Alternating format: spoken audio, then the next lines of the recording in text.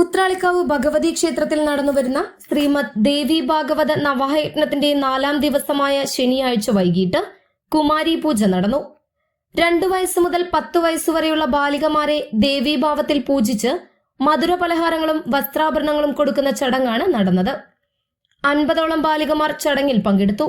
യജ്ഞാചാര്യൻ വിജു ഗോപാലകൃഷ്ണൻ, സഹയജ്ഞാചാര്യന്മാരായ നടുവം പരമേശ്വരൻ നമ്പൂതിരി, പാലോനം ചന്ദ്രശേഖരൻ നമ്പൂതിരി എന്നിവർ കാർമ്മികത്വം വഹിച്ചു. 5ാം ദിവസമായ ഞായറാഴ്ച യജ്ഞവേദിയിൽ ലക്ഷ്മി കല്യാണം നടന്നു. നിരവധി പൂത്താലങ്ങളുടെയും മുത്തുക്കുടകളുടെയും വാദ്യമേളങ്ങളുടെയും അകമ്പടിയോടെയും ലക്ഷ്മി ദേവിയെയും തോഴിമാരെയും ആൽമരച്ചുവട്ടിൽ നിന്നും ആനയിച്ച് ക്ഷേത്രം വലം വെച്ച് യജ്ഞവേദിയിൽ ഇരുത്തിയതിനു ശേഷം കൈകൊട്ടിക്കളി നടന്നു. ഉച്ചയ്ക്ക് വിഭവസമൃദ്ധമായ അന്നദാനവും ഉണ്ടായിരുന്നു. ക്ഷേത്ര ഉപദേശക സമിതി ഭാരവാഹികളും മാതൃസമിതി അംഗങ്ങളും ചടങ്ങുകൾക്ക് നേതൃത്വം നൽകി. 6ാം ദിവസമായ തിങ്കളാഴ്ച വൈകിട്ട് 6 മണിക്ക് വിദ്യാഗോപാല മന്ത്രാർച്ചന നടക്കും.